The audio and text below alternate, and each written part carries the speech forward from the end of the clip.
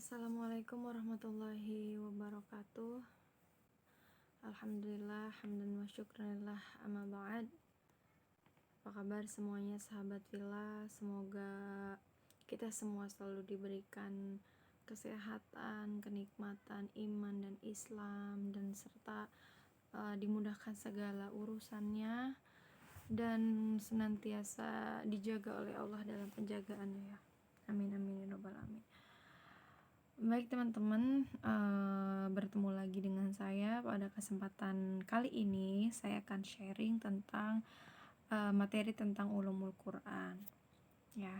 Jadi langsung saja. Dan pada rumusan masalah yang diambil dalam materi kali ini, yang pertama itu apa pengertian ulum Quran, yang kedua apa saja cabang-cabang atau pokok bahasan ulum Quran, dan yang ketiga bagaimana awal kemunculan ulum Quran. Nah, Al-Quran merupakan firman Allah Subhanahu wa Ta'ala yang diturunkan kepada Nabi Muhammad melalui malaikat Jibril, yang mana Al-Quran ini merupakan sumber dari ilmu pengetahuan bagi umat Islam ya. Bukan hanya umat Islam tapi bagi seluruh umat manusia yang ada di muka bumi ini gitu. Nah, sebagaimana firman Allah Ta'ala, wa nazzalna 'alaikal kitaba tibyanan likulli syai' wa huda wa rahmata wa busyra lil muslimin. Artinya kami turunkan kepadamu Alkitab untuk menjelaskan segala sesuatu dan petunjuk serta rahmat dan kabar gembira bagi orang-orang yang berserah diri. Nah, yang dimaksud Alkitab di sini adalah Al-Quran gitu ya. Nah, selanjutnya itu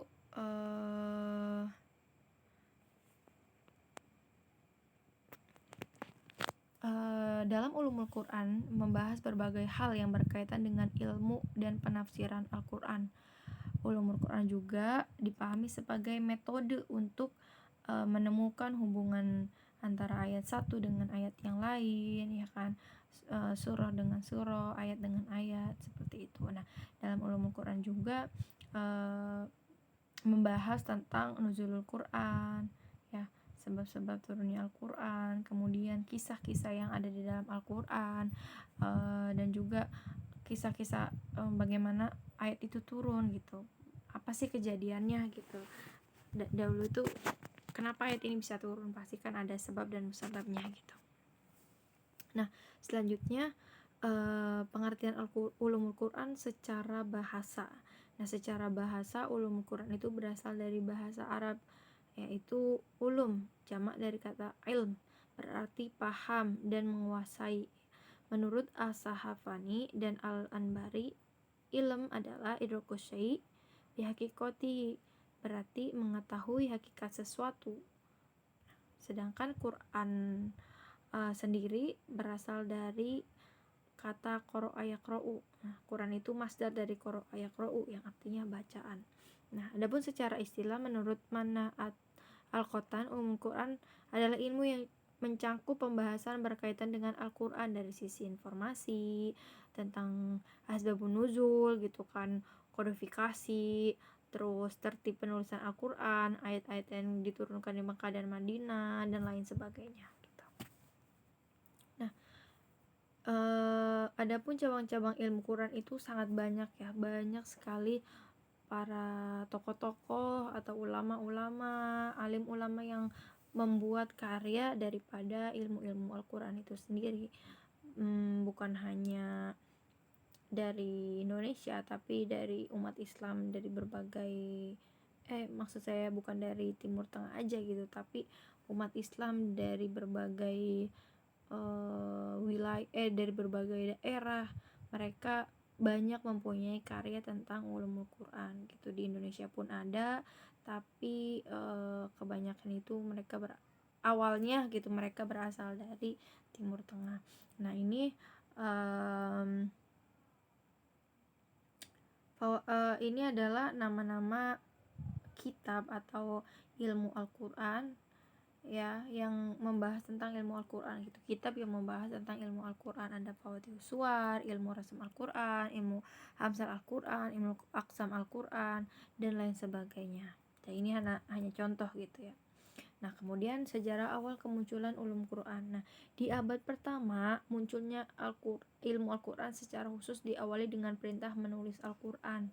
Ya, jadi waktu itu ketika pemerintahan Abu Bakar itu sebenarnya sudah mulai diperintahkan penulisan Al-Quran gitu, tapi belum maksimal karena zaman dulu kita tahu sendiri ya, Al-Quran itu sangat sulit gitu maksud dengan fasilitas yang kita tahu zaman dulu itu seperti apa, cara pengumpulannya juga bukan dengan kertas gitu ya, tapi dengan pelepah, kemudian batu-batu ya kan, pelepah kurma dikumpulkan ya kan, kemudian disusun ya, masya Allah sedemikian rupa gitu kan.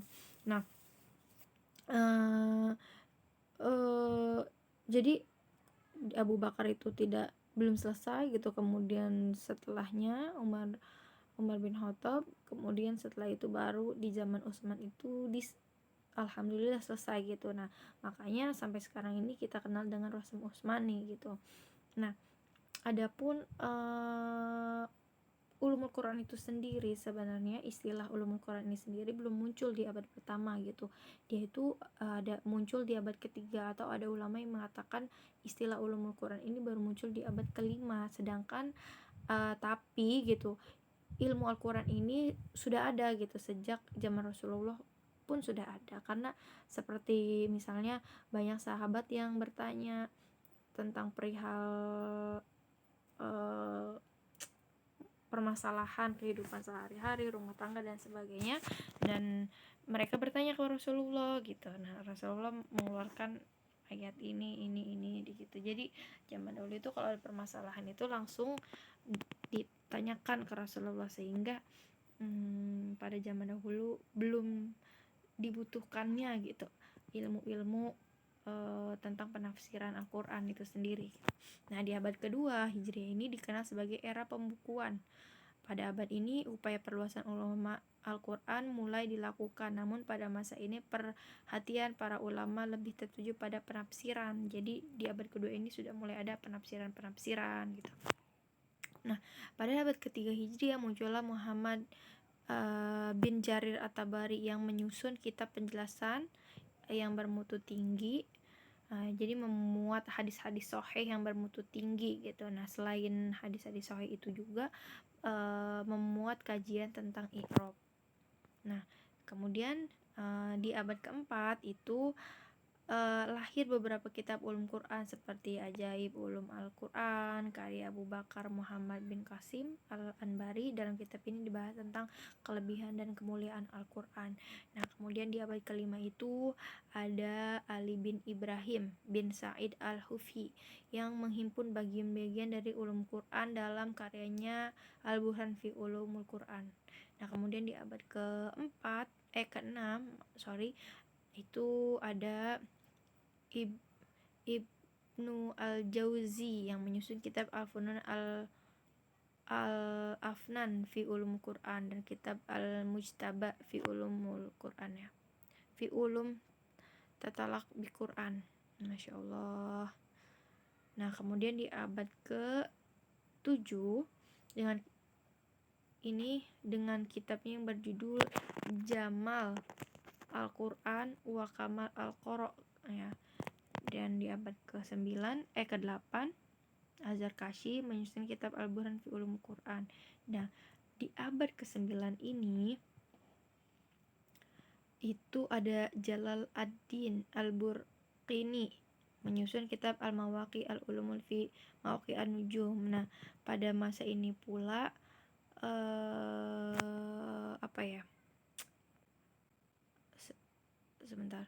Nah, pada masa ini pula gitu ya, setelah abad 9 ini tadi kan masih ada karya-karya baru gitu. Nah, kemudian setelah abad 9 ini di abad 10 setelah wafatnya Sayuti, nah seolah-olah ini sudah habis gitu, pembahasan ilmu Al-Quran itu sudah habis. Dan selain itu juga tidak ada tokoh-tokoh mungkin gitu yang tidak ada penulis atau tokoh-tokoh yang mampu untuk menulis dan membahas gitu lebih jauh tentang ulumul Quran, sehingga di abad 10 ini sampai abad 13 itu tidak ada karya-karya baru yang muncul gitu. Nah, ketika di penghujung abad ke-13 ini kemudian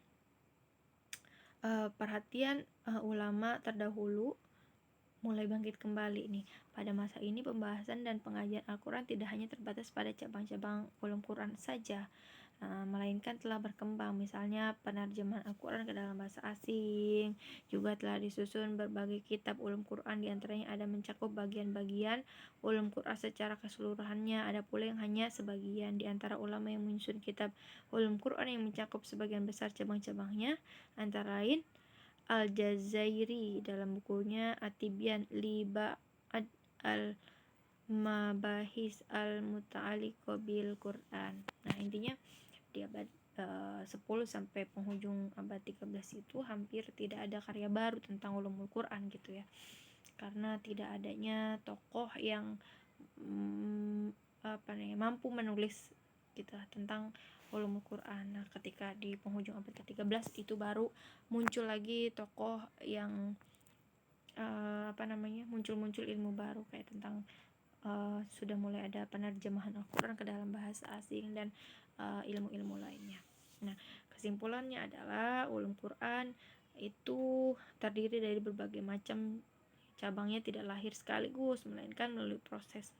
Jadi setiap abad itu pasti ada yang namanya ilmu-ilmu baru tentang Al-Quran gitu ya. Kemudian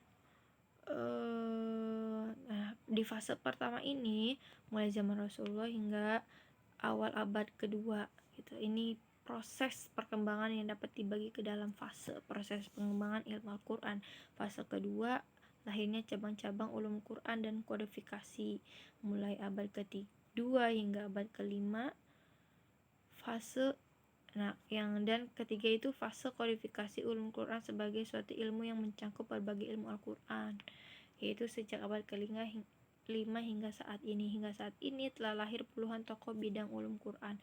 Di antara mereka yang paling termasyhur adalah Jalil ad-Din As-Sayuti, pengarang kitab Al-Itqan fi Ulumul Quran, dan Al-Zarkashi, pengarang kitab Al-Burhan fi Ulumul Quran. Nah, kedua kitab ini masih ada hingga sekarang dan menjadi rujukan bagi kajian ulum Al-Quran. Nah, di Indonesia pun banyak gitu ya ulama-ulama yang telah mempunyai karya, menulis karya-karya atau kitab ya tentang yang membahas tentang ulumul Quran itu sendiri.